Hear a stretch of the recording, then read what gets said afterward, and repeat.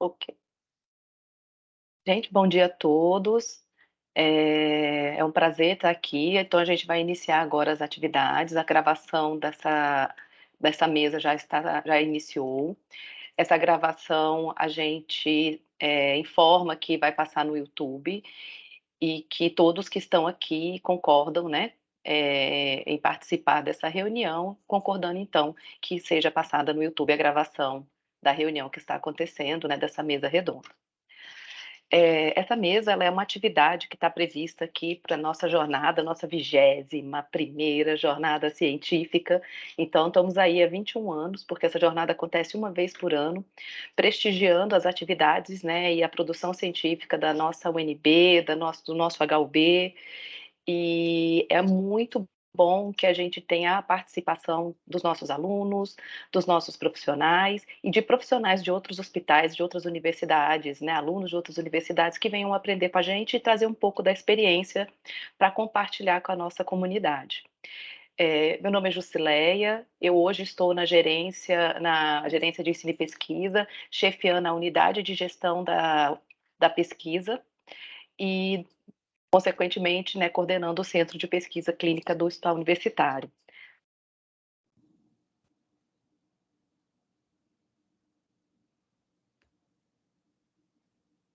E ó, 2003, não é nem 2003, 2003, e a atividade interprofissional é uma das minhas grandes paixões, porque eu sou da área da psicologia e sempre me senti bastante acolhida nesse hospital, que é um hospital que tem já historicamente desenvolvido práticas, né, que prezam a integralidade da assistência, que prezam o trabalho conjunto, e desde 2009, então, eu integrei a coordenação da residência multiprofissional, só saí em 2018, em função de ter assumido mal a gestão da oncologia.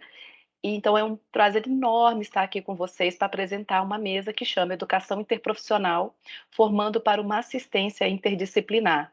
Porque não é fácil, né, fazer essa jornada de formar profissionais de diferentes áreas para uma atuação conjunta, para aprenderem a se respeitar mutuamente, a compartilhar seus saberes, e eu acho que o HUB tem muito a contribuir e a ensinar a todas as áreas e as outras instituições sobre o que é fazer esse caminho.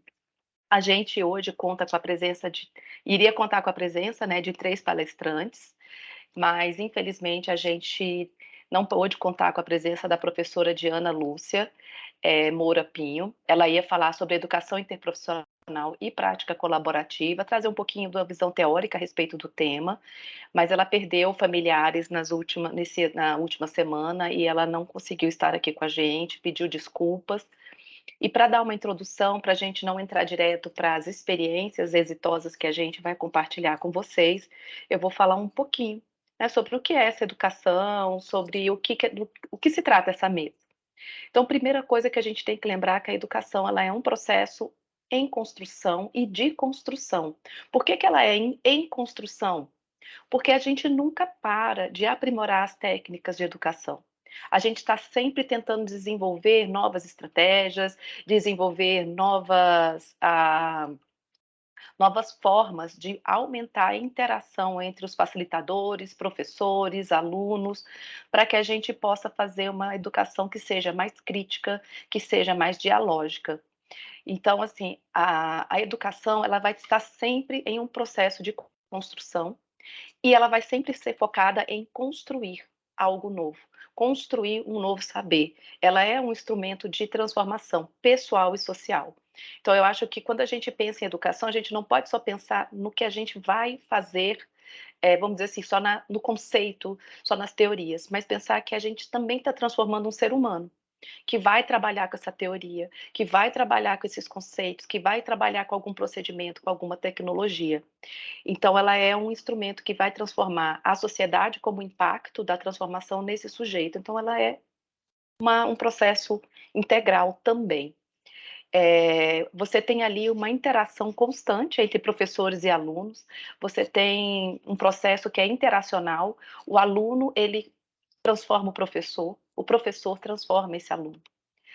Se a gente pensar Eu posso dizer que na minha prática o aluno, ele aprende com o professor tanto quanto o professor aprende com o aluno, se a gente se colocar nessa posição de mudar a nós mesmos como enquanto facilitadores e docentes, para que a gente possa interagir da melhor forma com os nossos alunos, com os nossos discentes, a gente vai estar o tempo inteiro se transformando. A gente nunca começa da mesma forma, a gente nunca termina da mesma forma que a gente começou quando a gente tem contato com um novo grupo de alunos. Eu acredito que eu sempre mudei a cada grupo de alunos com quem eu interagi.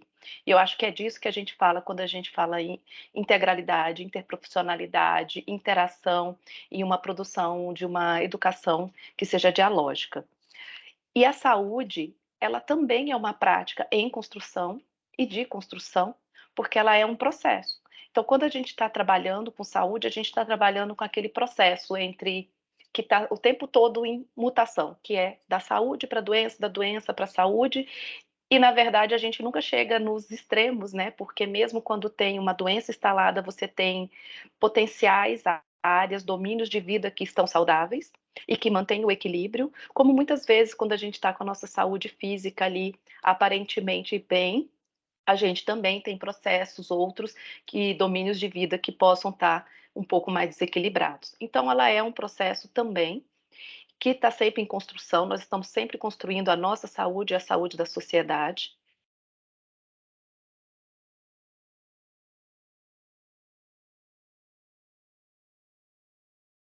Ela é uma busca de atender às necessidades desse grande processo que é o tempo inteiro estar construindo a nossa saúde, estar construindo a nós mesmos, de forma a ter um olhar mais integral. Então a gente tem que estar sempre olhando uma perspectiva da perspectiva sócio-histórico e cultural, quando a gente vai trabalhar com saúde, porque a saúde, o conceito de saúde, a ideia de saúde, a ideia de educação em saúde, ela vai estar sempre atrelada ao que está acontecendo naquele momento. Então, na cultura atual, a gente tem práticas diferentes do que era utilizado numa cultura, num outro tempo, num outro momento social. Então, tudo isso vai sendo alterado. Por isso, é uma prática sempre em construção, e que visa a nossa integralidade. Então, quando a gente trabalha com equipe, né, a gente também vai estar focado em conhecer os diferentes domínios, áreas de atuação, para que a gente possa, então, integrar diferentes disciplinas na busca dessa integralidade, dessa, desse, de contribuir para esse processo de construção.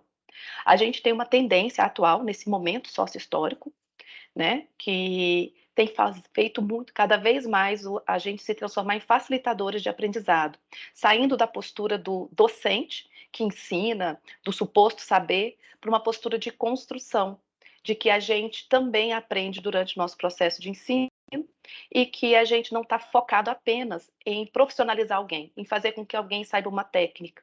A gente quer que essa pessoa saiba pensar de forma crítica, desenvolver conhecimento. Acho que a gente hoje exige ainda mais, né? Porque desenvolver e espelhar, né? Simplesmente aprender a fazer parece que é mais fácil. Eu acho, eu sinto, né? A minha experiência me diz que é até mais fácil do que aprender a pensar sobre o que a gente está fazendo, a se desenvolver, a melhorar, a fazer ciência a partir daquilo que é feito. Então, hoje, uma grande proposta é que a gente faça práticas cada vez mais problematizadoras da realidade, mais atreladas ao nosso dia a dia, que a gente pense nas posturas que são possíveis mudar tanto no docente quanto nos estudantes e que a gente possa integrar esses diferentes saberes. Nessa proposta de integração, a gente tem o trabalho em equipe, a gente tem as trocas de experiências e saberes com respeitos mútuos, entendendo que são complementares e não excludentes, que a gente hoje trabalha com indivíduos, né, pensando na sua complexidade, e por isso a gente precisa, né, desse somatório, de respeitar as diversidades, de cooperar uns com os outros, para que a gente possa, né, efetivar práticas que sejam transformadoras, porque é um processo, como eu falei, de transformação tanto pessoal como social, e é por isso que a gente trabalha também como parceiros.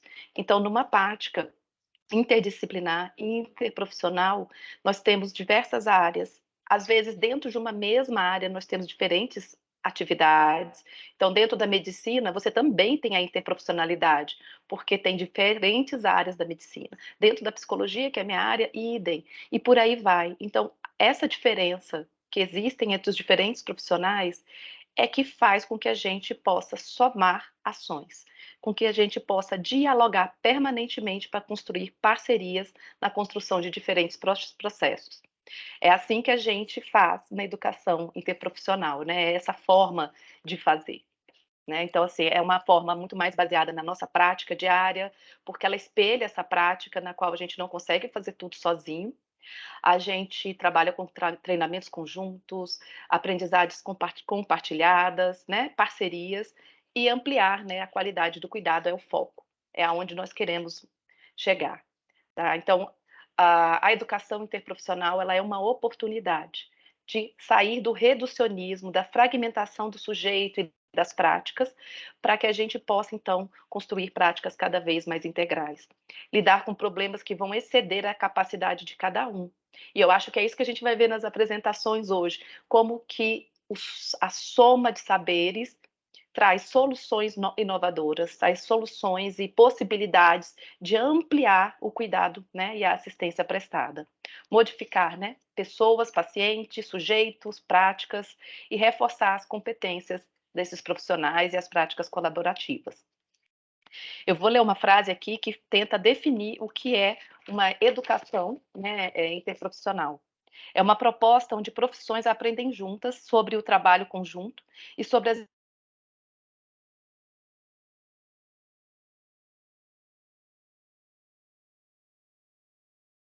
nós estamos falando aqui de um compromisso com a solução de problemas. É uma negociação entre diferentes áreas para tomadas de decisão e construção conjunta. E para finalizar e passar a palavra para os nossos palestrantes, para a gente ver o que, que é quando a gente, o que acontece, né? Qual é o potencial, né, de quando a gente aplica a educação interprofissional, o como a gente muda a realidade, né, da assistência dos profissionais e dos pacientes. Eu vou deixar uma frase aqui de Paulo Freire. O educador, que é essa pessoa que se dispõe a essa prática, né, a essa educação interprofissional também, ele já não é aquele que apenas educa, mas o que, enquanto educa, é educado, em diálogo com o educando, e que, ao ser educado, também educa.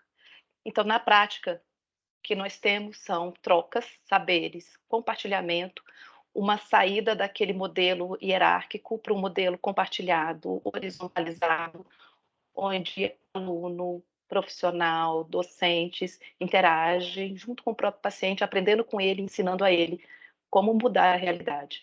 Então é isso que eu estou trazendo aqui para a gente entrar um pouquinho nesse conceito que é tão bonito e que o HUB vem fazendo há anos, e focar, com muito foco, com muita força, defendido por várias gestões de que nós precisamos sim ter, né, a integralidade da assistência e as práticas de educação interprofissional sempre como foco nosso. Para isso a gente tem vários programas exitosos e um deles é o que a gente vai ouvir agora com a Lisandra, né? Ela vai falar da atuação e educação interprofissional na maternidade, né? A maternidade tem um vasto histórico de uma construção muito bonita. Eu posso dizer que um dos lugares que eu passei quando eu entrei aqui, Lisandra, foi na maternidade. Acho que você era residente na época e eu era da psicologia e eu aprendi muito. Eu aprendi muito porque eu, psicóloga, fui bem recebida por uma equipe que queria trocar comigo e construir saberes, construir práticas, fazer a diferença, né? E eu acho que é isso que a gente faz quando trabalha em conjunto, inovar. Então, para mostrar essa prática inovadora, eu trago aqui a professora e chefe da unidade, da unidade materna infantil, a professora Lisandra Moura Paravidini Sasaki. Ela possui graduação em medicina pela Universidade Federal do Triângulo Mineiro, residência médica em ginecologia e obstetrícia pelo Hospital Universitário de Brasília, título brasileiro de ginecologia e obstetrícia, título brasileiro na atuação na área de endoscopia ginecológica e título brasileiro de reprodução assistida pela Federação Brasileira de Ginecologia e Obstetrícia, que é a FEBRASO. possui título de mestrado e é doutoranda pelo Programa de Pós-Graduação em Ciências Médicas da Universidade de Brasília, atualmente chefe da Unidade da Saúde da Mulher do Hospital Universitário de Brasília, vice-presidente também da Associação de Ginecologia e Obstetrícia de Brasília e médica atuante na Clínica da Saúde da Mulher. Então é com prazer que te escuto falar desse lugar por qual eu tenho muito carinho, Lisandra. Você está com a palavra. Obrigada, Bia, obrigada pela apresentação, obrigada pelas palavras lindas aí, eu concordo plenamente com tudo que você falou aí de introdução. Eu acho que esse é o caminho mesmo, nós estamos dentro de um hospital universitário e o caminho da educação, o caminho desse conjunto de fatores, conjunto de educações e de ideias é que fomentam e que melhoram o nosso ambiente, né? Bom, Léo, pode começar aí o compartilhamento. Eu vou desligar minha câmera, fique com a palavra. Obrigada. Bom, meu tema é sobre atuação e educação interprofissional na maternidade. Como a Jusileia falou, a maternidade ela é um amplo caminho aí, um amplo espaço, né, de atuação, porque ela trabalha tanto com a parte de clínica, né? A obstetrícia tem muito isso, a parte clínica da gestante, a parte clínica da paciente, como a parte cirúrgica, que aí entra todas o que envolve ali o centro cirúrgico obstétrico, parto, nascimento. Então, a gente tem uma vasta área de atuação para várias profissões. Gente, então, tá compartilhando aí para vocês? Ainda não. Não, Léo, né? não. Vou compartilhar aqui agora, desculpa. Tá bom. Então, eu quero mostrar um pouquinho para vocês o que a gente tem falado bastante sobre linha de cuidado, né? Linha de cuidado materno-infantil, linha de cuidado que assegura o cuidado do paciente. E dentro dessa linha de cuidado da maternidade, falar um pouquinho como que seria a atuação dos diversos cenários, né? Das diversas práticas educacionais e as práticas de multiprofissionais. Então, dentro da nossa unidade, a gente tem uma série de caminhos aí que a gente pode percorrer. Bom, deixa eu tentar assumir aqui o controle. Deu. Bom, então, esse é o tema, atuação e educação interprofissional na maternidade, a nossa experiência aqui no Hospital Universitário de Brasília. Eu vou começar apresentando um pouquinho a maternidade, né? Acredito que muitos conheçam, mas para os que não conhecem a maternidade do HUB, nós começamos lá com o ambulatório de pré-natal de alto risco, nós somos o serviço terciário, então nós trabalhamos com pré-natal de alto risco, às segundas, terças, quintas e sextas, às quartas-feiras a gente não tem atendimento, porque é um dia que a gente faz uma reunião científica, onde se reúnem todos os alunos da medicina, junto com os professores da medicina. A gente tem também um ambulatório de puerpério de alto risco, esse ambulatório é para receber as pacientes de alto risco, pós-parto. As pacientes de puerpério de baixo risco, elas são redirecionadas para atenção básica de saúde. Só um adendo, o Distrito Federal ele é regido com relação ao parto e nascimento pela portaria 1321, que foi publicada em 2018, que fala os locais de nascimento das diferentes regiões do Distrito Federal, e o Hospital Universitário ele é referência para gestantes acima de 37 semanas de idade gestacional, então a termo, de uma população da RID, que é Águas Lindas de Goiás. Então, esse hoje é o nosso público principal. Então, não necessariamente é onde a gente faz o pré-natal, são os pacientes que vão ganhar bebê aqui conosco, tá? Nós também temos a nossa emergência, que ela é porta aberta, ela funciona 24 horas por dia, onde a gente tem uma sala de acolhimento e classificação de risco, então a paciente entra ali, faz a sua ficha, né, sua guia de atendimento de emergência, passa por uma triagem que é feita pelas enfermeiras e enfermeiros do nosso serviço, aí depois disso, elas fazem um atendimento médico em 2 consultórios médicos e existem 4 leitos de observação clínica, um para realização de um exame que chama cardiotocografia e os outros 3 para avaliação com relação a se ela vai evoluir para o trabalho de parto, se ela tem alguma condição clínica que precise de algum acompanhamento por algum período. Nós temos também a enfermaria, que é essa foto aí, o corredor, onde a gente tem 30 leitos atualmente. A gente divide 12 leitos para enfermaria de gestação de alto risco e 18 para enfermaria do alojamento conjunto, onde fica a mãe e o bebê. Lembrando que às vezes tem que se fazer às vezes tem mais puérpera, vai para a enfermaria de gestação de alto risco, às vezes tem mais gestante, vai para o alojamento conjunto. Então a gente tenta dividir, mas existe um conjunto aí de separação. Bom, no centro obstétrico, a gente tem 6 leitos PPPs, são quartos, são camas que servem para paciente permanecer durante o período de pré-parto, durante o parto e no pós-parto imediato. Esses 6 leitos, eles são divididos em 3 quartos, então cada quarto tem 2 leitos, separados por uma cortina, 2 leitos têm banheiro e um não tem.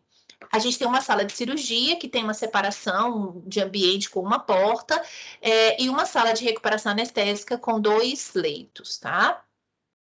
Vale lembrar que dentro da maternidade a gente tem o cuidado também do recém-nascido, então ali naquele mesmo espaço próximo à enfermaria, a gente tem a unidade de cuidados intermediários neonatais, com 10 leitos hoje. Já foi o TIM, hoje a gente está o SIM, tem a proposta de retornar para o TIM de terapia intensiva o ano que vem.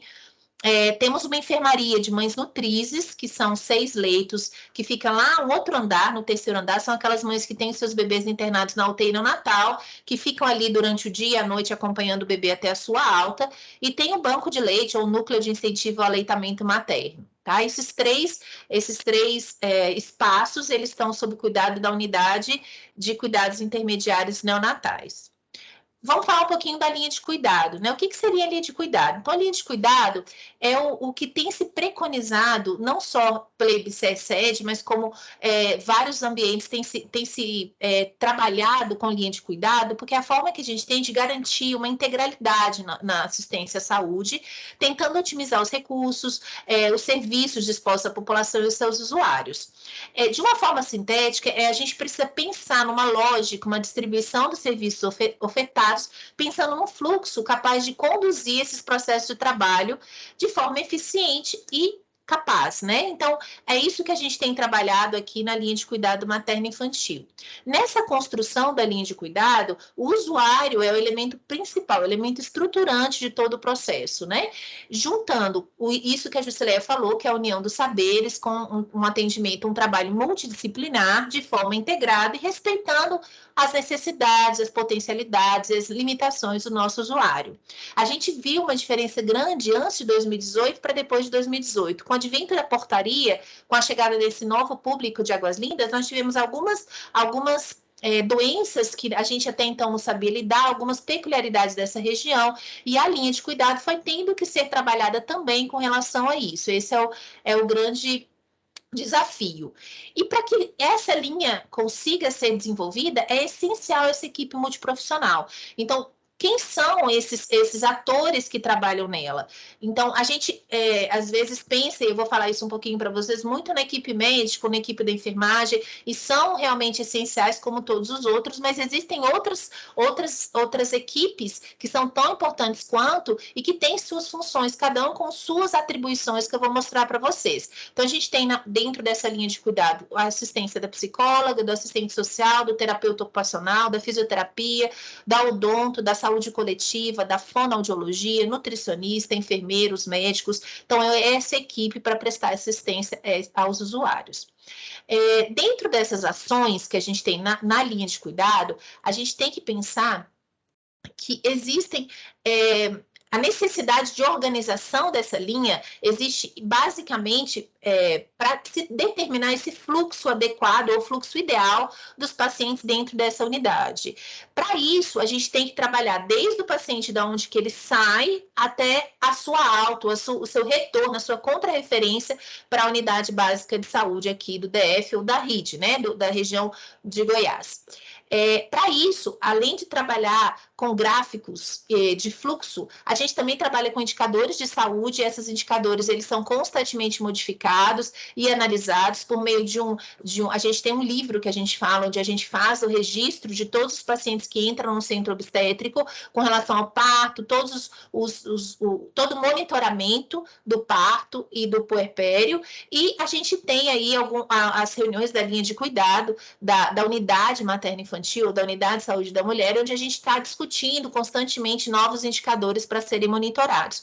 Hoje, nosso monitoramento é feito de acordo com a Fiocruz. A Fiocruz tem um documento onde ela encaminhou para a gente, e a gente entrou nessa pesquisa da Fiocruz também, das maternidades do Brasil, relacionadas ao momento do parto e nascimento, e a gente segue esses indicadores por eles, que são coletados mensalmente e encaminhados para lá. Bom, existe aí também como ação os projetos, né, terapêuticos, os protocolos assistenciais, os POPs, né, os planos operacionais. Então, tudo isso a gente precisa fazer em conjunto, né? Agora, eu quero mostrar um pouquinho para vocês, só falando um pouquinho do fluxo, tá, do paciente, como que eu falei anteriormente. Então, a gente precisa trabalhar com todos esses ambientes, e a equipe multiprofissional, idealmente, deve trabalhar aqui na nossa unidade em todos esses ambientes. E aqui estou trazendo para vocês uma fotinho da inauguração que teve a nova enfermaria ali a partir de 2014, 2015, veio o governador na época, o ministro da Educação, fazer essa abertura dessa nova enfermaria com todos as pessoas. Eu estou aqui nessa chefia oficialmente desde 2015 e não oficialmente desde 2010. Então, passei por todas essas mudanças aí até a chegada desse novo grupo de gestão.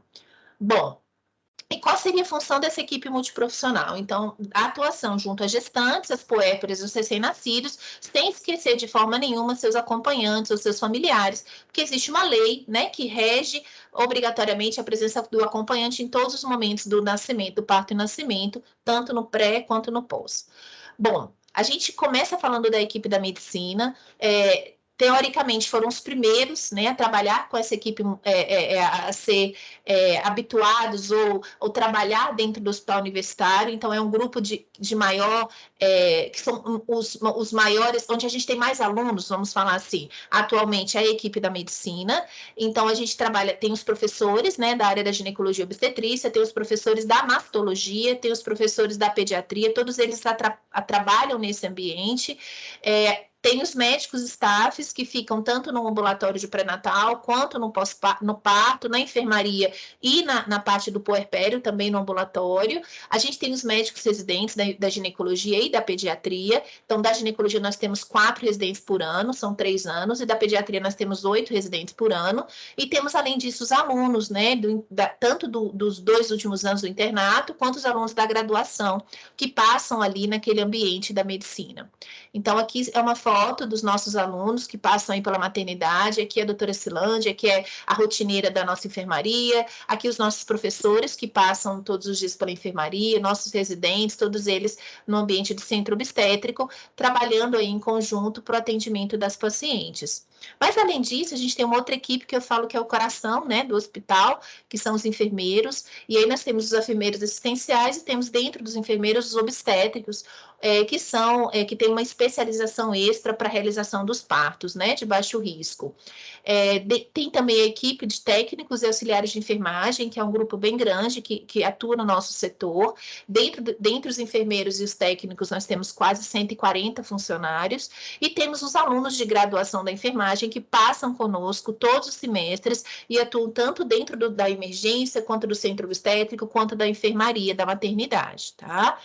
Falar um pouquinho da atribuição da enfermagem obstétrica. Então, isso foi recente. Eu falo recente porque a Ju falou, eu estou aí na residência e comecei na residência em 2002, né? E nós tivemos a entrada oficial das enfermeiras obstétricas na atenção ao parto a partir de 2018, 17, 18, porque foi quando entrou uma equipe do APSION, que é um projeto do Ministério da Saúde para aprimoramento tanto da obstetrícia quanto da neonatologia, com esse projeto. E daí a doutora Elza recebeu isso e chamou, fez o acolhimento e o chamamento de enfermeiros obstetras, e hoje a gente tem 8 enfermeiros obstetras atuando no serviço, com atribuição de admissão, acolhimento, classificação de risco, cuidado da gestante de alto risco, de baixo risco, de mulheres em processo de abortamento, e mulheres de parto sem distócia ou sem alguma dificuldade, porque nesses momentos onde o trabalho de parto pode ter alguma relação com alguma intercorrência, existe esse trabalho conjunto da medicina com a enfermagem, e tomada dessa decisão com a equipe multiprofissional.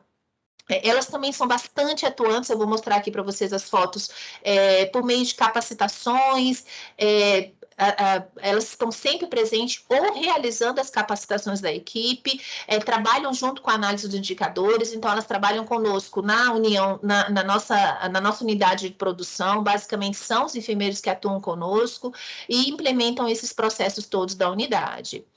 Elas estão, inclusive, com um documento aí, um pôster sendo apresentado nessa jornada, mostrando para vocês a implementação da enfermagem obstétrica no Hospital Universitário de Brasília. Convido vocês para darem uma olhada no pôster. E aqui algumas imagens da atuação delas no momento do parto, no cuidado do paciente, da paciente, do acompanhante, na recepção do recém-nascido, mostrando sempre um ambiente muito acolhedor, um ambiente sempre muito, onde a escuta é muito bem-vinda, a equipe aqui sentada no chão, com iluminação diferente, com música, então tudo isso elas têm.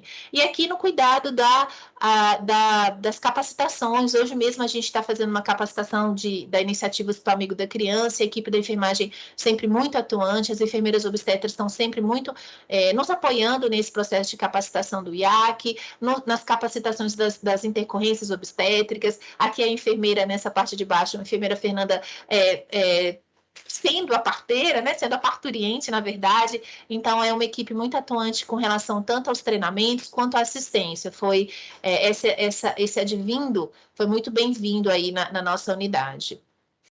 Bom, e a gente tem também a fisioterapia, né, que tem atribuições similares, entretanto diferentes na atuação do parto. Elas fazem essa preparação física, né, da gestação, então elas atendem ali na região no ambulatório, trabalhando nas pacientes do pré-natal, com a conscientização da postura, desenvolvimento muscular, a redução de edemas, a melhora da capacidade cardiorrespiratória, do assoalho pélvico, fazendo essa preparação para o parto e todo esse cuidado no momento do parto. Então, aqui elas também estão atuando dentro do centro obstétrico, eles têm alunos, tá, de fisioterapia, junto com a fisioterapeuta, nossa fisioterapeuta hoje é a Vanessa, elas fazem todo esse trabalho de musculatura, de cuidado do paciente ali nesse momento, de orientação, exercícios, né, e são muito elogiadas por todos os pacientes, assim como as nossas enfermeiras e enfermeiros obstetras também o são.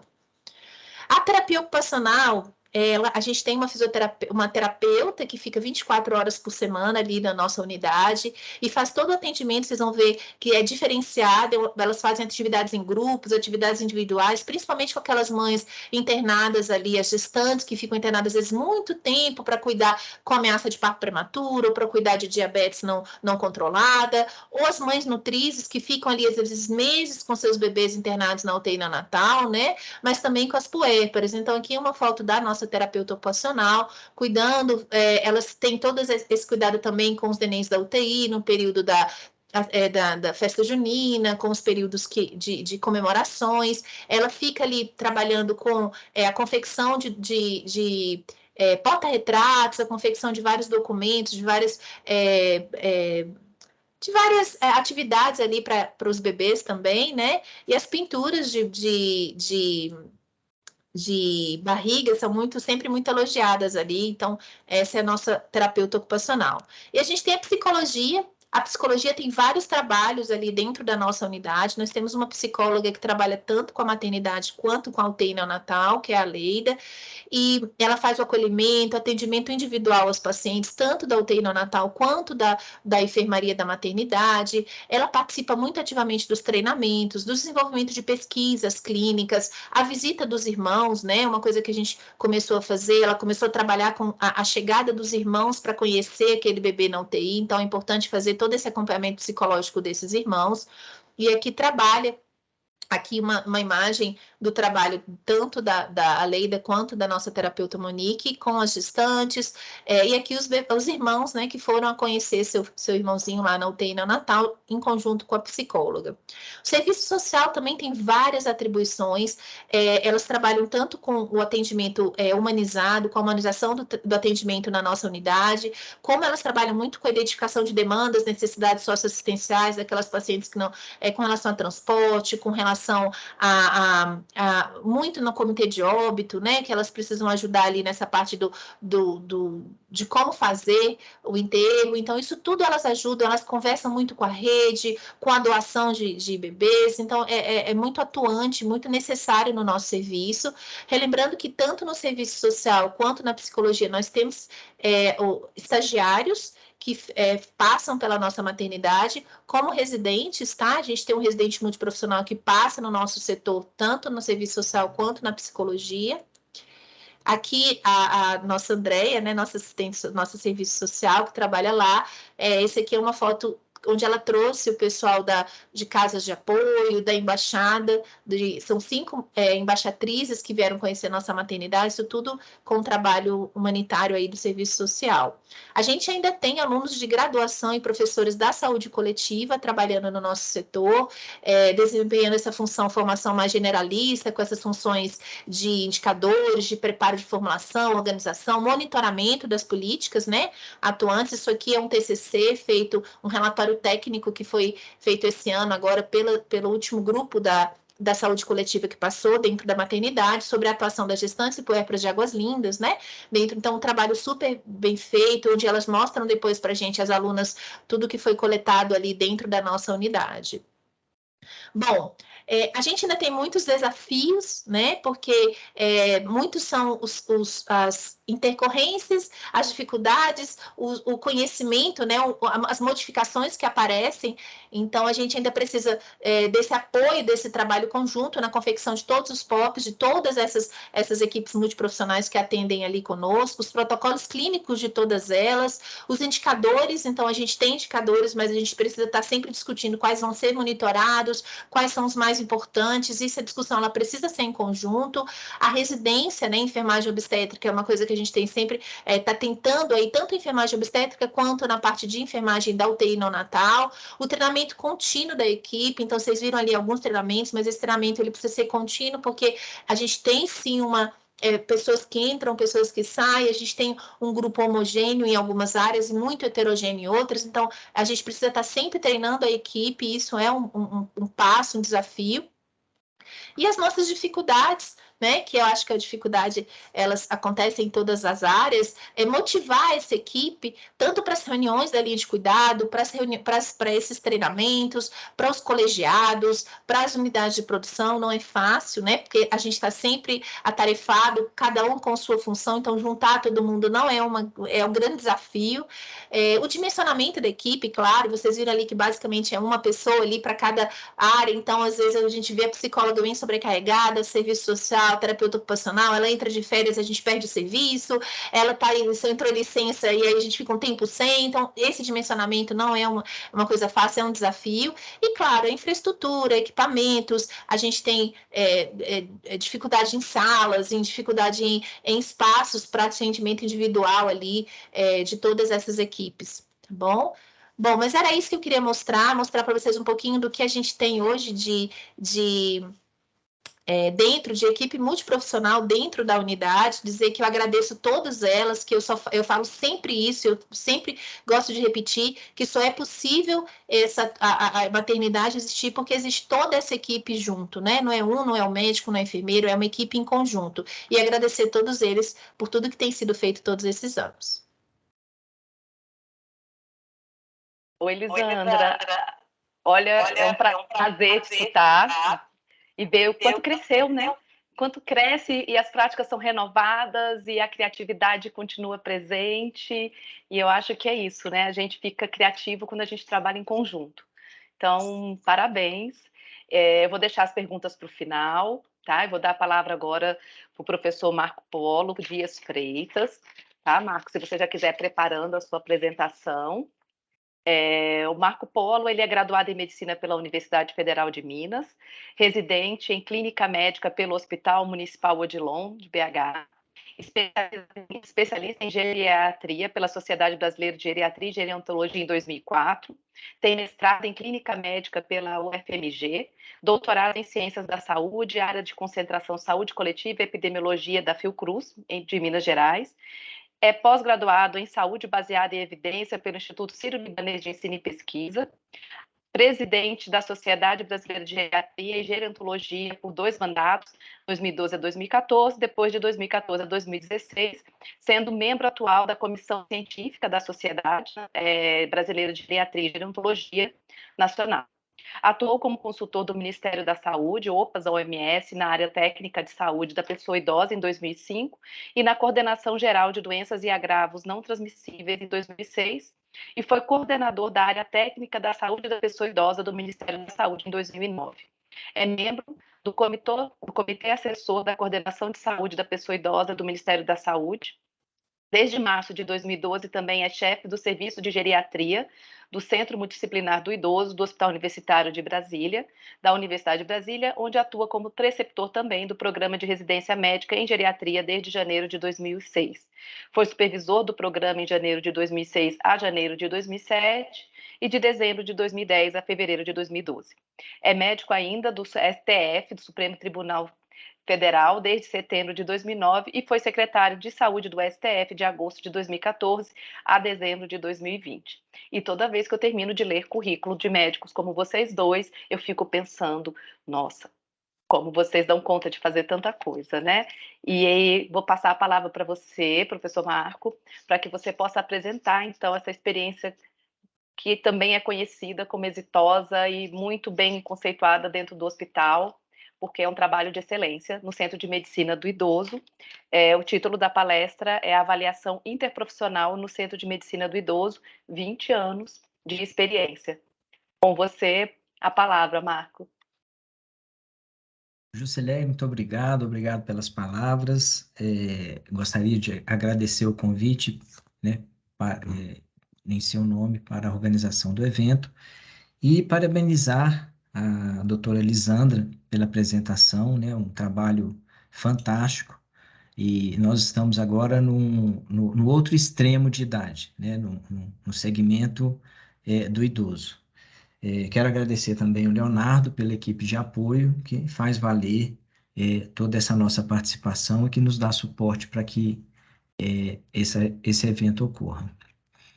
Pois bem, vou trazer um pouquinho aqui a experiência do Centro de Medicina do Idoso, começando também contando a nossa história. Então, o Centro de Medicina do Idoso, ele foi fundado pelo Dr. Renato Maia Guimarães, inaugurado em 5 de dezembro de 2002, e antes disso, ele já tinha sido cadastrado e credenciado pelo Ministério da Saúde, o Hospital Universitário, como um centro de referência em atenção à saúde da pessoa idosa, e o Centro de Medicina como o local de execução dessas atividades. E quais sejam? Então, nós concentramos o ambulatório de geriatria, né, com atividades de gerontologia também, o hospital dia, que são atividades de reabilitação, inclusão social, apoio a cuidadores. Tínhamos o coral, que até a pandemia eles estavam funcionantes, infelizmente depois da pandemia ainda não foi retomado. A internação hospitalar, que é feita no próprio hospital, e nós oferecemos também um acompanhamento semanal de visita domiciliar para os pacientes do serviço. Ou seja, o que nós fazemos, na verdade, ele é focado na pessoa do paciente, e ele segue uma linha de cuidados que vai desde a admissão ao serviço até, muitas vezes, no acompanhamento da família, quando esse paciente vem a falecer. Então, nós acompanhamos o paciente até o seu óbito.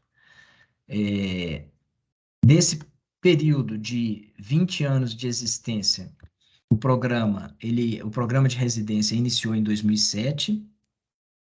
Até o momento, nós tivemos 41 residentes formados e 5 pós-graduados, sendo que nós tínhamos 5 pós-graduados antes de 2002, então, no total, nós temos pelo menos 51 pessoas, médicos formados no serviço, sem contar a formação multiprofissional, que passam residentes do serviço social, já passaram residentes do serviço social, da odontologia, fisioterapia, farmácia, passam também programas de de pós-graduação e também de extensão da psicologia, já passaram também da fonoaudiologia, da enfermagem.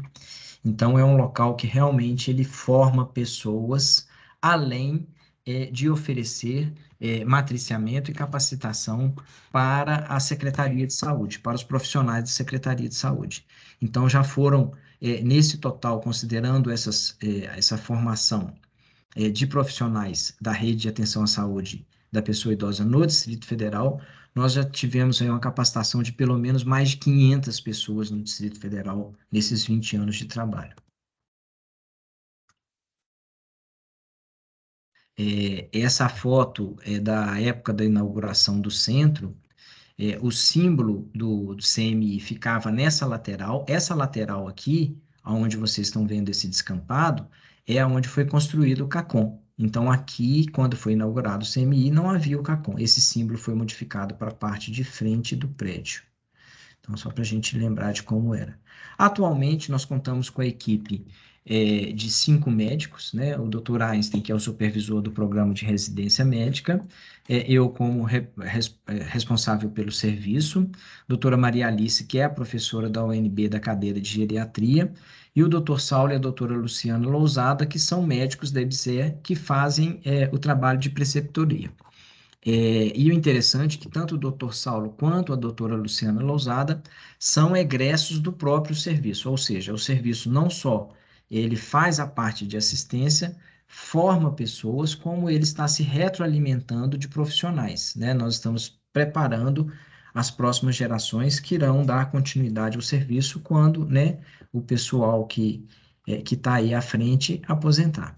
Da nossa equipe multidisciplinar, que nós temos atuação constante dentro do CMI, é a Luciana Cesário, que é a nossa assistente social, a Gisele, fisioterapeuta, que atua tanto nos pacientes do centro de medicina, quanto na enfermaria também, e também acompanha os pacientes da enfermaria da geriatria.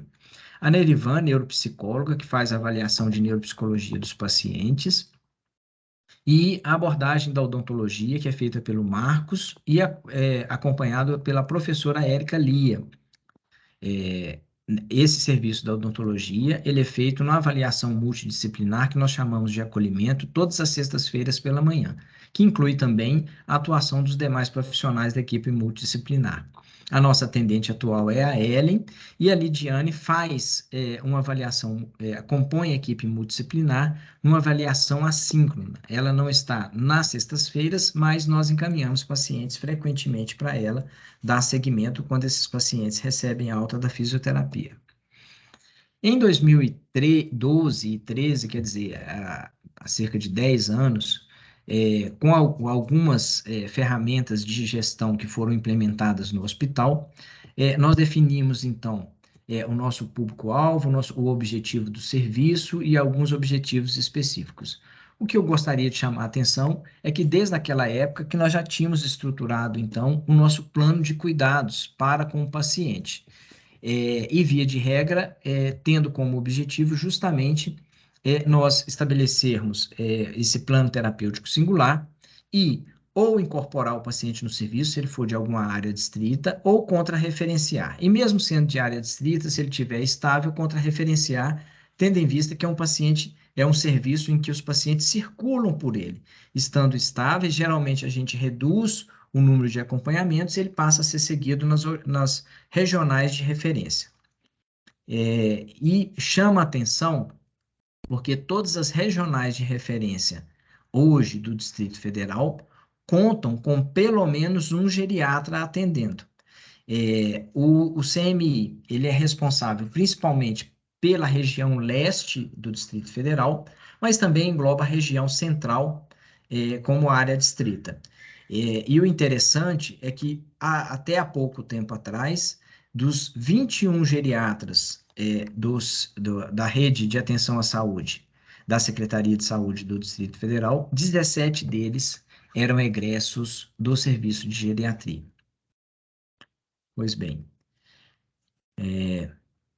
essa foi a nossa linha de cuidados estabelecida desde 2013, com foco no sujeito, no paciente e na família. Então, por ser um hospital de referência, os pacientes são encaminhados aqui para o serviço, numa ficha própria do serviço. Essa ficha, ela passa por uma avaliação, geralmente por mim. Normalmente, nós consideramos os pacientes que são das áreas adstritas que o serviço abarca, e se são idosos, né? Eventualmente, um paciente não idoso é acompanhado no serviço pela expertise do serviço em acompanhar pacientes com demência. Depois, o paciente passa para uma consulta, uma primeira consulta, na segunda-feira à tarde. Então, o ambulatório de segunda-feira à tarde é o ambulatório da primeira consulta desse paciente. Geralmente, ele tem que vir acompanhado de um familiar. Nessa primeira consulta, então, o paciente ele vai ser indicado para passar no acolhimento, que ocorre às sextas-feiras pela manhã. E às sextas-feiras pela manhã, quem está à frente desse ambulatório sou eu, juntamente com a equipe multidisciplinar. E nesse dia, o paciente mais o familiar, ele é abordado pela equipe multi, e a cada meia hora ocorre a troca do cenário da avaliação do paciente e do familiar, de forma que ele passa por uma avaliação multidimensional.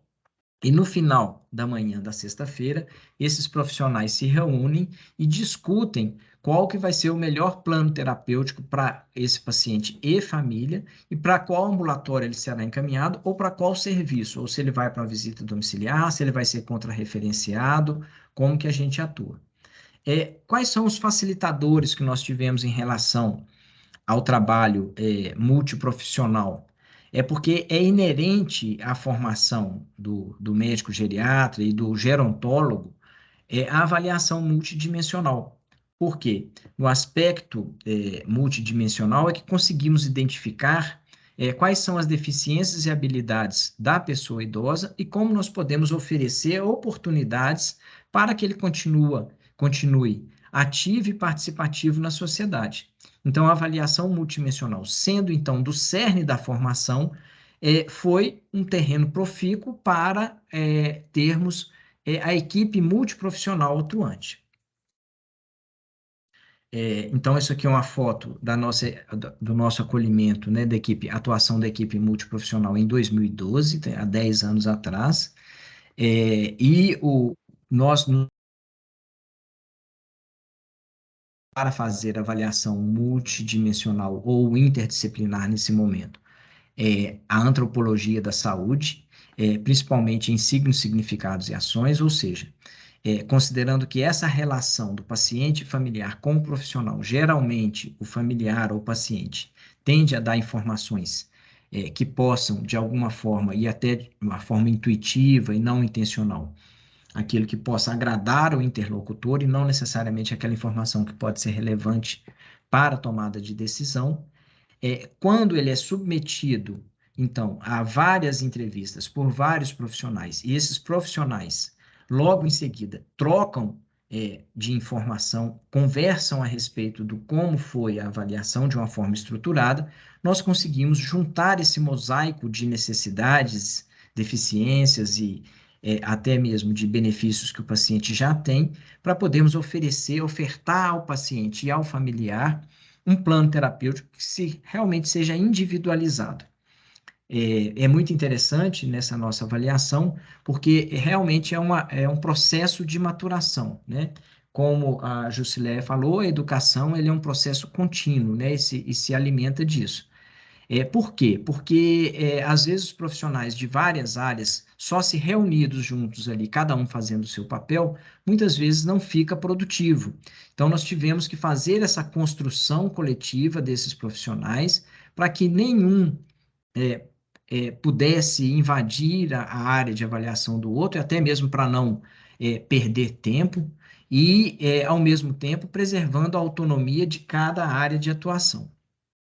Então, é um processo de maturação que o serviço tem passado, né? Então, quando nós fizemos isso, nós sentamos com todos os profissionais, olhamos cada ficha de avaliação para que elas pudessem ser realmente, entrassem como um somatório, né? E não algo que pudesse vir a não necessariamente fazer uma avaliação, mas não beneficiar o paciente, o familiar. Pois bem, Trabalhamos com isso até 2019, até hoje nós trabalhamos com avaliação multidimensional, mas aí veio a pandemia. E como que nós adaptamos nesse período, né, de isolamento, no qual os pacientes não puderam comparecer à enfermaria, no ambulatório, né, que é uma das principais portas de atendimento. Nós fizemos, então, a suspensão e o retorno progressivo dos atendimentos e da própria visita domiciliar. Acolhemos, continuamos alguma avaliação multidisciplinar, assíncrona principalmente, mantemos trocas de receita e orientações só dos familiares, para não expor os pacientes idosos, e deslocamos a equipe para a enfermaria, principalmente porque naquela época, em março de 2020, o hospital ficou de retaguarda para os grandes hospitais que atendiam Covid na época, principalmente o Agarram. Então, nessa retaguarda veio um grande número de pacientes idosos de longa permanência que nós tivemos que nos reinventar para tentar abordar da melhor forma possível esse desafio que foi colocado. Implementamos com isso o ambulatório de egressos, que também funciona nas sextas-feiras, ou seja, todo paciente que passava pela enfermaria, até para que a gente tivesse segurança de que estava tudo bem com o paciente, e até para facilitar ou antecipar uma alta, nós passamos a vê-lo com um prazo máximo aí de 1 semana, 10 dias, para que a gente tivesse realmente segurança que estava tudo bem e evitar uma reinternação. Iniciamos também, paralelo a isso, o treinamento em medicina baseada em evidência com os residentes, oferecemos também esse treinamento para os residentes de medicina interna, e qual foi a nossa surpresa? Que realmente isso teve uma mudança de paradigma na visão e na abordagem dos profissionais. Melhorou bastante a visão dos profissionais, e dessas reuniões também com participações dos profissionais da multidisciplinaridade, e isso enriqueceu muito, daí para frente, o conhecimento em assistência, principalmente dos médicos residentes, e eu vou mostrar para vocês como que isso aconteceu. Nessa avaliação interdisciplinar em 2020, por exemplo, eu vou citar um exemplo aqui de uma paciente que chegou do Agarram para a gente, ela tinha mais de ano que ela estava hospitalizada. Essa senhora, ela teve uma vasculite, foi amputados os 2 membros superiores e os 2 membros inferiores, uma amputação distal nos membros superiores, e ela não conseguia receber alta porque, além disso, ela tinha uma insuficiência familiar. Essa paciente, ela estava numa condição de hipermedicalizada, ela apresentava agitação, aí nós fizemos uma abordagem interdisciplinar com ela, e aí nós descobrimos que, na verdade, grande parte do déficit cognitivo dela era fruto mesmo de excesso de medicações, corrigimos isso, e com o apoio, né, e a ajuda imprescindível na época da terapeuta ocupacional, da Yara, nós conseguimos adaptar uma prótese para ela, para que ela pudesse comer com a própria mão e atender um outro desejo dela, que era um desejo que ela tinha, que é conseguir pentear os próprios cabelos. Aí, depois disso, entrou, né, um apoio que foi imprescindível do serviço social, né, da Luciana, da assistente social, e com isso, com essa ganho de funcionalidade da paciente, nós conseguimos fazer com que ela pudesse ser recebida na instituição de longa permanência e receber alta. Então, aí é um teste dela usando a adaptação da prótese, né? E que ela ficou bem satisfeita em relação a esse resultado, né?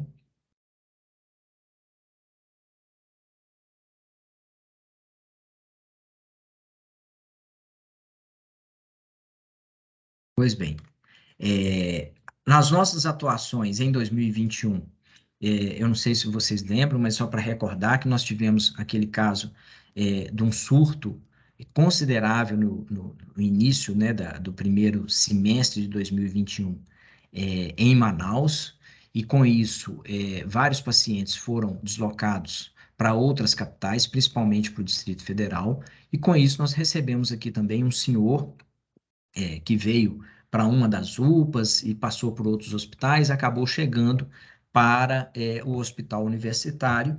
E, mais uma vez, esse senhor ele tinha uma alteração neurológica que dava a ele um balismo, né, uma coreia, ele movimenta as mãos de uma forma irregular, então leva a uma instabilidade postural, e além disso, ele tem uma deficiência visual muito importante.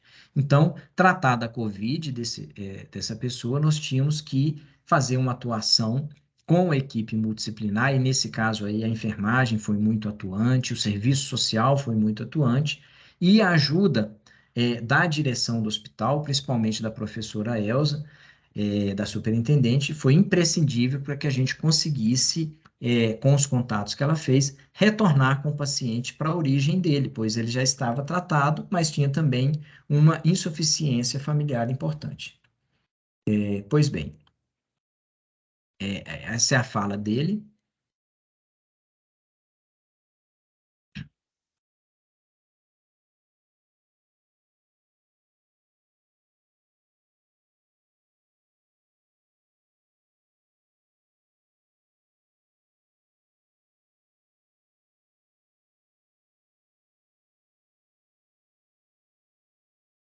Professor, acho que a gente não está ouvindo a fala dele.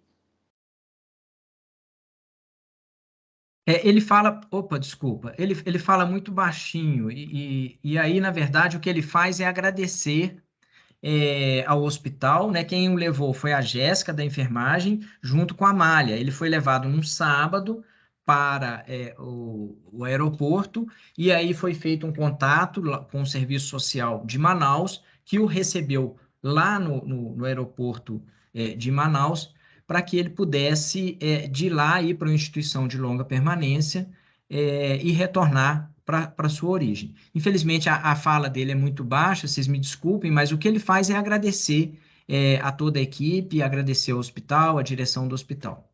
Pois bem, esse aqui foi um outro caso que a equipe multidisciplinar fez toda a diferença também.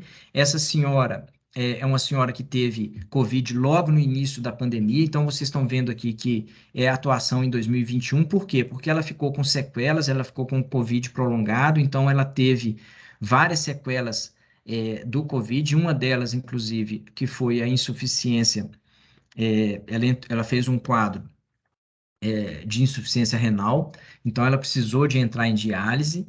É uma paciente que, infelizmente, agora no início de 2022, ela veio a falecer, mas nós a acompanhamos e, sem dúvida nenhuma, o acompanhamento de toda uma equipe com a interdisciplinaridade fez toda a diferença para essa paciente. Ela teve várias internações depois desse primeiro período de internação prolongada. Essa foto aí foi em maio de 2021, quando da comemoração do aniversário dela no hospital, né? Então, a equipe dos residentes não deixou passar em branco, né? E tentou levar um pouco de humanidade, né, para aquela pessoa que estava num quadro de sofrimento.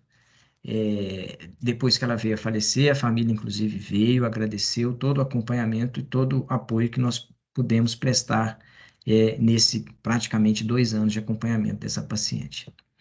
Em 2021, desculpe, quando retomamos as visitas domiciliares, nós priorizamos principalmente aqueles pacientes mais necessitadas. Essa paciente que na tela à esquerda de vocês, ela tinha 102 anos de idade, e essa paciente que está à direita da tela, com 107 anos de idade. Todas as duas pacientes, depois disso, elas faleceram por condições próprias mesmo da idade, não foi nenhuma consequência de infecção ou algo parecido. Mas certo é que eram pacientes que já estavam em acompanhamento do serviço por mais de 10 anos. Esse acompanhamento foi aquela migração do cuidado para o domicílio e, mais uma vez, integrado aos cuidados da família, nós conseguimos fazer com que houvesse, né, esse desfecho das pacientes. As pacientes faleceram, como há de se esperar para todos nós, mas o mais importante é que elas tiveram dignidade, tiveram cuidado, tiveram todo o respeito necessário até o último momento da vida delas. né? Também, em todos os dois casos, nós fizemos um apoio por meio da assistente social e até por marcação de consulta para os familiares no pós-óbito, justamente para trabalhar esse luto, e que também foi muito bem acatado pela família e teve um ótimo resultado, não só para elas, mas como vários outros casos que nós acompanhamos no serviço. Pois bem, o que nós podemos falar disso tudo, principalmente em relação à formação de pessoas?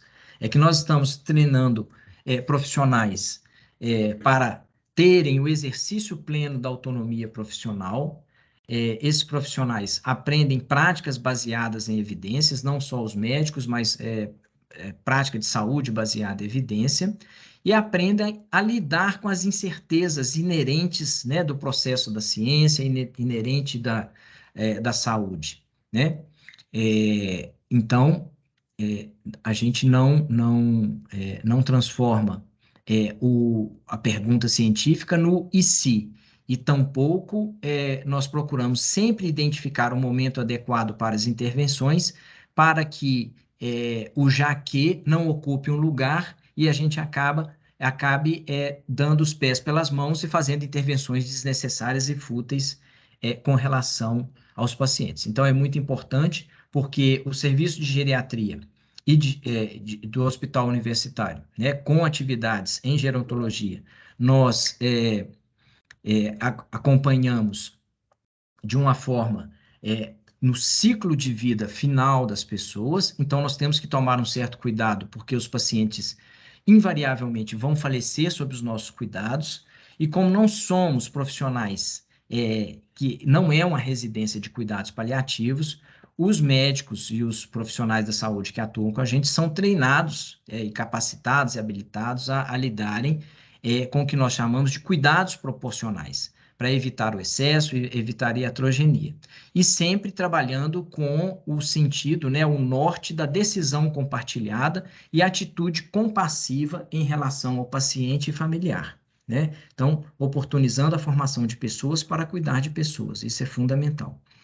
E outro norte teórico que nós utilizamos também pode ser visto por meio dessa revisão sistemática, que é criar um clima organizacional positivo, no qual nós acolhemos, né, e apoiamos o profissional naquilo que ele precisa, né, um apoio psicológico, diria, não estruturado, mas um apoio psicológico dentro de princípios da formação de pessoas na área da saúde, e isso faz com que a gente tenha realmente resultados muito mais, vamos dizer assim, resolutivos para o paciente e para o familiar, e formação de pessoas que evita o burnout, evita o estresse em relação à equipe que está sendo formada. Então, nós procuramos cuidar muito bem do clima, do ambiente, da cultura positiva, né? O que é negativo aqui, na verdade, nessa revisão sistemática, não quer dizer que seja necessariamente negativo, mas é aquela cultura um tanto quanto autoritária. Então, foi feita essa revisão sistemática, mostrando que esse tipo de organização de serviço realmente traz resultados positivos, né? A cultura, então, de termos uma equipe coesa, colaborativa, inclusiva, as pessoas se sentem apoiados, né? E nessa revisão sistemática, que incluiu 62 artigos, sendo 39 de boa qualidade, mostrou que para os pacientes o resultado foi extremamente benéfico. Então, o efeito consistente dessa atitude compassiva diminui mortalidade, diminui reinternação, diminui eventos adversos, diminui várias complicações durante uma internação e várias complicações na abordagem ambulatorial, como a distanásia, recorrência de depressão e outras condições. E, como eu disse, além de unir mais a equipe e diminuir a chance também do burnout na equipe. O Institute of Healthcare Improvement, que é um dos maiores, ou considerado o maior instituto, né, que determina a qualificação de serviços, né, a questão da qualidade de serviços prestados na área de saúde, considera que aumentar a alegria no ambiente de trabalho é estratégico, porque melhora os resultados, melhora a satisfação da equipe, né? Ele tem como visão e missão o que está posto, né? E o mais interessante, dentre os valores, o que nós consideramos de uma condição que até então não se colocava muito para discutir em ciência, a questão do amor, ou seja, uma prática realmente compassiva, né? Uma prática com amorosidade, isso faz toda a diferença na formação dessas pessoas, né? Eu estou dizendo principalmente não só dos residentes em geriatria, mas dos profissionais que passam pelo serviço. E aqui uma frase do Dona Abedian, né, que é considerado um dos maiores pensadores e norteadores das teorias de avaliação de serviços de saúde, que ele diz, né, no final, o segredo da qualidade é o amor. Se você tem amor, então você pode revisar as coisas para monitorar e melhorar o sistema, né?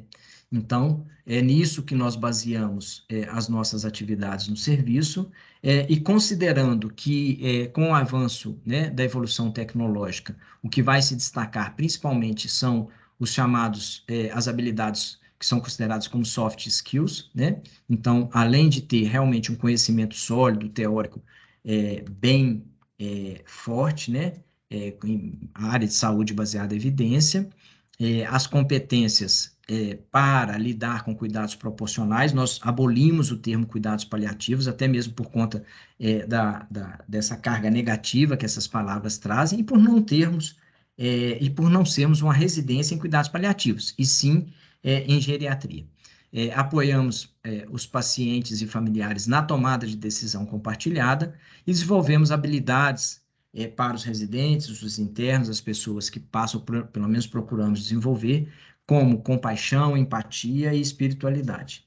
E é com isso que o serviço tem, nesses 20 anos, uma experiência de atender em torno de 1.500 pacientes ano por ano, né, com os resultados de fazer esse acompanhamento ao longo do ciclo da vida, do final do ciclo da vida das pessoas. Esse aqui foi o nosso último encontro dos residentes, preceptores, ex-preceptores, equipe multiprofissional. Então, aqui tem a professora Suyara, professora de Educação Física, que nos acompanhou, Luciana, assistente social, só como um exemplo dessa equipe multiprofissional. Tem vários outros profissionais, não vou me ater e ficar citando o nome deles, né? Residentes, residentes de outras áreas que passaram com a gente. Então, nesse sábado agora, além de termos feito uma comemoração com a presença da doutora Elza, na sexta-feira, no CMI, nós fizemos também um encontro social com os ex-residentes, e foi uma participação realmente importante, né? E isso nos deixa muito felizes de saber como que eles reconhecem e valorizam o local onde eles fizeram a formação deles. Pois bem, então era isso que eu tinha a apresentar. Gostaria de agradecer essa oportunidade, estou à disposição para qualquer dúvida ou se vocês quiserem considerar algum outro comentário a mais, tá? Vou deixar de compartilhar minha tela aqui e mais uma vez agradeço aí o apoio do Leonardo, né, o convite diretamente feito pela Jusileia, em nome da Gerência de Ensino e Pesquisa, né, representada pela professora Deide, tá? Muito obrigado. Nossa, Marco, que prazer escutar, né, o trabalho que você realiza ali no CMI. Imagina, né, quanta coisa construída, até mesmo uma avaliação da qualidade do próprio trabalho. Eu acho que isso é gerar pensamento crítico, né? É mudar a prática o tempo inteiro. Eu vou abrir para perguntas, vou pedir que você e Elisandra permaneçam com a câmera aberta nesse momento. Vou lembrar a todos os presentes que a presença é automaticamente, que teve essa pergunta aqui no chat, que a presença ela é automaticamente registrada e que depois os certificados em até 30 dias após o evento vai estar liberado no site do evento. Tá? O link para o evento também está aqui no chat da reunião. Quem quiser postar perguntas, pode usar o chat e a gente lê. E eu vou começar com a pergunta que a própria Lisandra, né, ela postou aqui para o professor Marco Polo. Professor, quantos pacientes são atendidos em média em cada ambulatório? E se cada especialidade atende separadamente, em conjunto, como é que funciona? Os ambulatórios, eles são Eu não divididos... consigo ver o senhor. Desculpa interromper, que eu não... A sua câmera, se Tá puder ligar. ligada. Aqui, ó, desliguei e liguei de novo. Apareceu a imagem? Não, ela tá preta a imagem. Bem, eu liguei e Mas estamos te desliguei. escutando. Tá, aqui, ó, vou desligar e ligar novamente a câmera. Para mim, tá aparecendo aqui. Não Eu tô... aparece. Você tá vendo, Lisandra? Leonardo, se você puder Não, mas ajudar a nós estamos ouvindo gente. o senhor, pode Não tô falando. vendo. Isso, Ah, Assim, para olha, resolver, vai ter que reiniciar o computador. Não sei se vai ser indicado. tá. Não, eu vamos... acho que não é indicado pelo tempo, né? É, Tá certo. Então, vamos lá. Como que nós organizamos, então, a oferta do serviço? Como eu disse, nós temos um ambulatório específico, que é a triagem, que é a porta de entrada, é a primeira consulta do paciente. Depois, ele vai para um ambulatório na sexta de manhã, que é o ambulatório de acolhimento, que nesse é feito a avaliação multidisciplinar do paciente e o plano terapêutico singular. Com isso, ele vai ser distribuído para outros ambulatórios. Nós privilegiamos a formação em geriatria geral, basicamente, dos residentes. E tem duas modalidades, duas grandes modalidades de formação dos residentes, então eu vou me ater a essa questão da formação, principalmente dos ambulatórios. Então, nós oferecemos ambulatórios de geriatria geral e ambulatórios de pacientes com déficit cognitivo, são pacientes com demência, e tem um ambulatório só temático, que é de neuropsiquiatria geriátrica, no qual participa a professora Maria Alice, que ela além de geriatra, é psiquiatra também.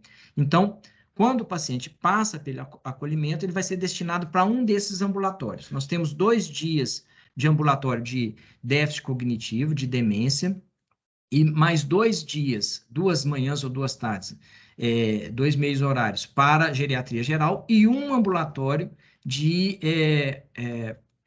neuropsiquiatria geriátrica. Geralmente, nos pacientes de geriatria geral, são acompanhados o cuidador, a esposa ou o esposo do paciente que tem demência, que às vezes sofre ali do fardo do cuidador, e aí nós acolhemos a família e geralmente a gente encaminha, como não é um paciente que tem demência, encaminha para esse ambulatório de geriatria geral. Mas também tem outros pacientes que não têm demência que são acompanhados nesses dias. Todos os pacientes, para entrar no serviço, tem essa linha de cuidado, então ele tem que passar por essa sequência, eles não entram direto no ambulatório, eles entram para depois ser distribuído. Em média, eles são atendidos ali, vai depender do ambulatório, mas chega a ser atendido ali de 8 a 12 pacientes por ambulatório. Como a consulta geriátrica, gerontológica, é uma consulta demorada, então não dá para a gente ter uma oferta muito maior do que isso. Mas eu já fiz uma conta há mais tempo, nós temos aí aproximadamente 1.500 pacientes que passam pelo serviço ao ano. Por quê? Porque tem pacientes que são atendidos a cada 6 meses somente. Então, isso dá uma possibilidade de atender essa clientela aí de em torno de 1.500 pacientes ano. Não sei se era exatamente isso. Tá respondido, Lisandra? Tá sim, obrigada, Tá. professora. Eu vou passar a palavra agora para a Deide. A professora Deide também quer fazer uma pergunta. Deide, pode abrir seu microfone. Bom dia a todos. Primeiro, agradecer a presença da Lisandra e do Marco Polo, que quando nós pensamos nessa mesa, né, Jusileia, nós pensamos em trazer experiências vividas no próprio hospital, porque muitas vezes a gente fica teorizando sobre a interprofissionalidade e parece que isso não pode ser feito na prática do dia a dia. Então, nós trouxemos 2 serviços aqui que já fazem isso e fazem isso há muitos anos, né? O CMI está celebrando 20 anos agora, nesse mês. Então, ele nasceu já com uma proposta multidisciplinar.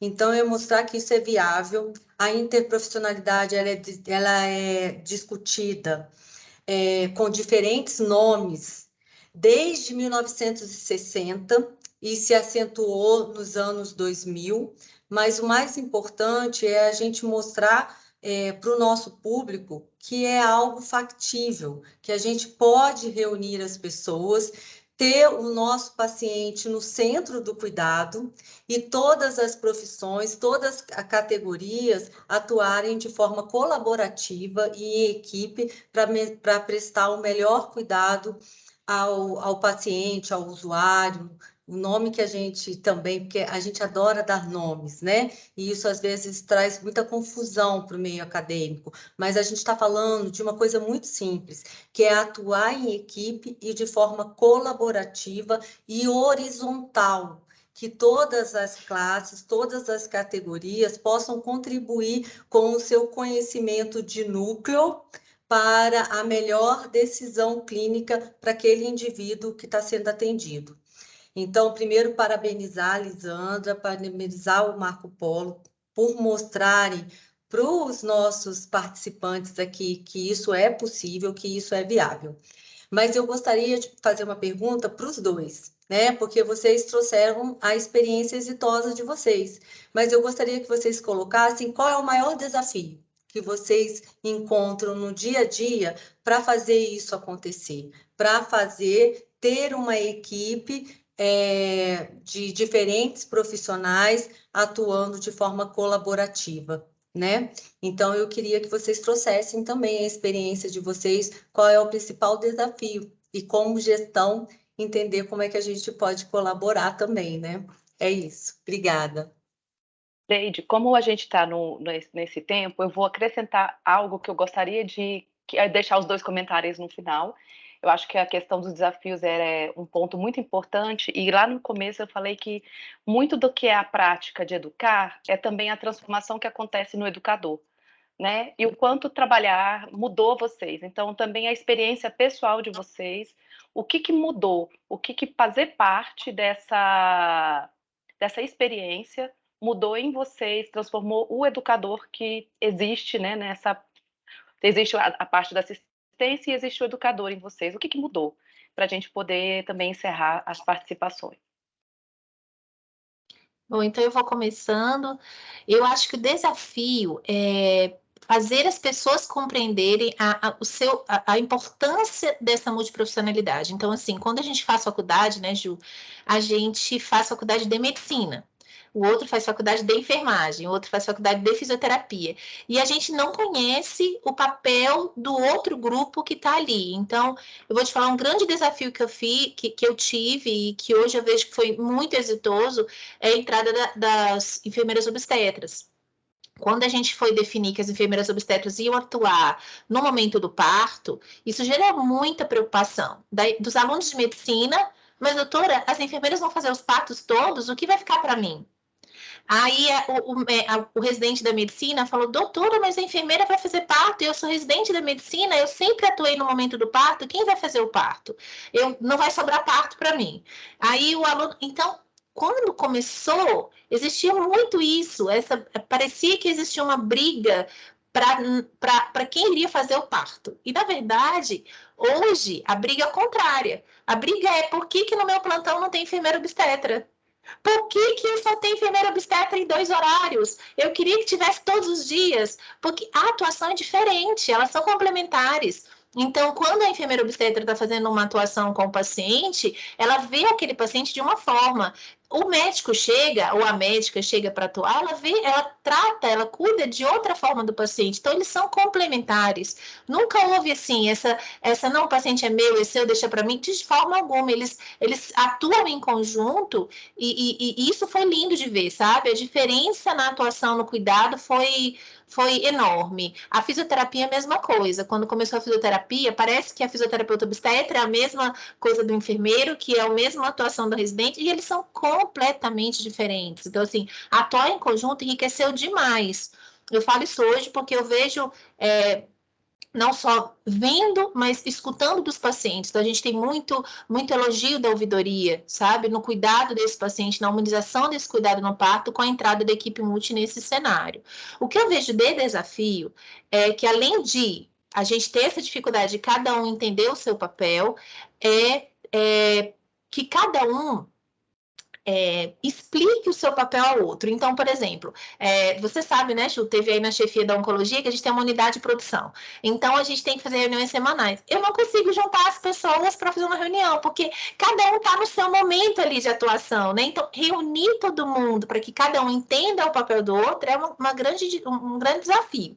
Então, assim, por mais que a gente escreva documentos, escrever documentos não resolve. Então, o primeiro desafio que eu acho é fazer com que cada um entenda o papel do outro e se esteja se vendo naquele processo como importante dentro daquele processo. E o segundo desafio, que aí é realmente a parte da gestão, é números, né? Vou falar para você, Deide, mas eu compreendo perfeitamente a dificuldade que é números, né? Porque a gente vai ter um fisioterapeuta, a gente tem um psicólogo, um terapeuta ocupacional, e quando a gente está faltando quando esse um não está lá, ou ele saiu de licença maternidade, ou ele está doente, né? A gente fica sem. Então, a gente precisaria ter uma dupla, né? Principalmente ali na minha unidade, se tivesse uma dupla, a gente conseguiria atuar nos dois espaços.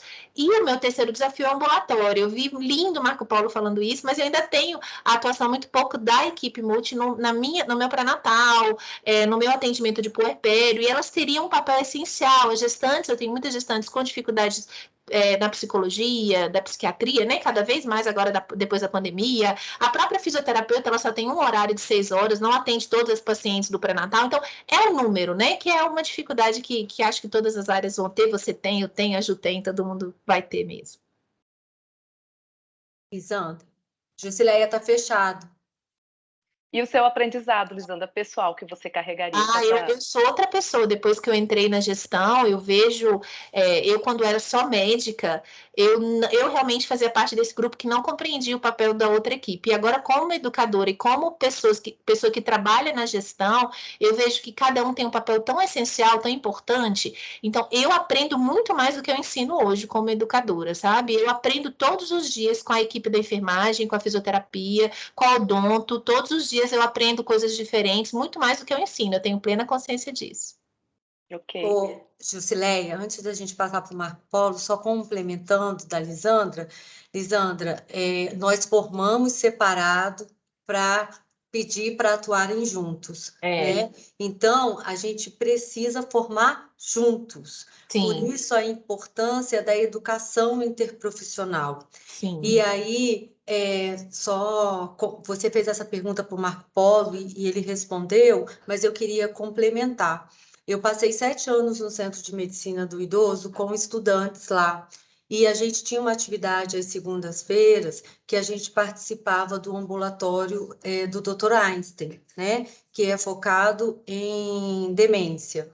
E aí, os alunos da farmácia ficavam no ambulatório junto com os residentes e alunos da medicina, né, quando tinha graduandos, e o médico responsável, o staff. Então, quando a gente fala também dessas atividades, a gente tem que lembrar que juntos, né? Nós temos que colocar as pessoas no mesmo espaço, não significa que depois, no exercício profissional, todo mundo vai ter que estar dentro do mesmo consultório, mas é preciso que durante a minha formação eu possa assistir outros profissionais atendendo, e eu possa também atender junto com outros profissionais, para a gente poder compreender linguagem, para a gente compreender qual é o foco do outro profissional. Então, colocar as pessoas no mesmo espaço é muito importante dentro da educação interprofissional. E, fechando, você falou da dificuldade, né? A EBSER agora vai abrir um concurso para profissionais, para fortalecer as equipes multiprofissionais, né? Pelo menos está prometido isso. Então, a gente espera poder aumentar as equipes multiprofissionais nos hospitais. E aí, Lisandra, lembrar também de incluir os estudantes de graduação, convidar os professores e os cursos para participarem dos seus ambulatórios, né? Muita coisa que existe no CMI, que é realizada no CMI, conta com a participação de professores e estudantes, né? Então, é só para complementar. Tá ótimo. A palavra agora para o Marco Polo. Obrigada. Eu acho que um dos grandes desafios que nós temos nessa formação com avaliação multiprofissional principalmente quando a pessoa chega de início, é tentar conter um pouco a ansiedade daquele profissional de querer fazer tudo. E colocá-lo dentro de um contexto em que cada área do saber tem o seu valor, tem a sua vantagem, e agrega. Então, quando nós unimos, nós estamos ali para que a gente troque a palavra competição por colaboração. Porque isso é que faz sentido. Para mim, esse é um dos maiores desafios quando nós lidamos com a equipe multiprofissional. O outro desafio de trabalhar dessa forma dentro de uma instituição é nós mostrarmos ou evidenciarmos que esse tipo de abordagem, de avaliação, apesar de demandar um grande número de profissionais, ou um certo número de profissionais, demandar um tempo maior, ele, no final das contas, ele passa a ser custo efetivo, porque você melhora os resultados. E muitas vezes nós não conseguimos mostrar isso efetivamente em números, mas nós conseguimos mostrar por meio de uma retroalimentação de processos, né? Então, assim, os pacientes, quando tem um ambulatório de egresso, ele já sai orientado pela fisioterapia, pela terapia ocupacional, sai orientado pela farmácia, e ele vai ser visto daí uma semana, a chance de reinternar desse paciente é muito menor do que aquele que vai ser simplesmente encaminhado para a sua residência. Isso é só um exemplo. Então, eu acho que um grande desafio é nós mostrarmos para a gestão o quanto que isso faz diferença, porque isso não tem um número de procedimento que a gente consiga falar que aquilo ali vai dar um retorno imediato para o hospital. Então, esse eu acho que é um grande desafio que nós temos a enfrentar, é a mudança de cultura, né? Agora, o que que eu levo disso tudo? Sem dúvida nenhuma, a gente melhora como pessoa, né? Nós aprendemos a ouvir de fato, a ter uma audição compassiva, né? Ouvir de forma empática, né? Se colocar no lugar do outro e, mais do que isso, atuar de forma a querer realmente ajudar o outro. Então, eu acho que esse é o grande aprendizado que nós temos. Obrigada, Marco Polo. É exatamente isso, né? Acho que a gente se transforma se abrindo, ouvindo, entendendo que somos complementares e não competitivos. Gostei dessa colocação que você trouxe. Vou ler a colaboração do Raul Alejandro aqui, que colocou no chat que foi muito importante, né? Que compartilhar o papel do que você faz para o outro é enriquecedor, permitindo até quem não domina uma atividade, incluindo ela, ampliando, conseguindo assim ter uma nova visão na sua prática. Então, que são saberes que quando a gente compartilha uns com os outros, a gente cresce, né? A gente também cresce se tornando um profissional melhor e mais completo. Então, é um crescimento pessoal, social e para todo o ecossistema de assistência. Então, quero muito agradecer vocês dois por terem colaborado aqui com essas experiências exitosas. Repetir novamente que não se preocupe em relação ao registro da presença, tá? Ele é automático e vai estar disponível no site até 30 dias o certificado. E que, Lisandra, é sempre um prazer ouvir daquele cantinho onde eu comecei e que me fez aprender muito. Marco Polo, eu sei que, assim, dos pacientes que eu já atendi, que passaram pela geriatria, pelo CMI, sempre me trouxeram feedback de que se sentiram, sim, integralmente assistidos ali. Então, a vocês dois, o meu obrigada por participarem da 21ª jornada. Sei que tem muitos trabalhos que vêm dessa atuação multiprofissional no CMI, na maternidade. Vocês formam alunos e vocês também têm formado pesquisadores. E, claro, vou puxar a sardinha aqui e que formem cada vez mais, porque eu acho que provar a custo-efetividade, provar o efeito disso também é tão importante quanto fazer, porque é assim que as práticas elas se estabelecem e se generalizam. Então, muito obrigada a todos vocês pela participação, a todo mundo que esteve aqui com a gente acompanhando. Foi um prazer estar com vocês. A Natasha também está dizendo que foi um prazer ouvir as trocas aqui. Tá bom? Obrigada, pessoal. Tchau, obrigada, viu?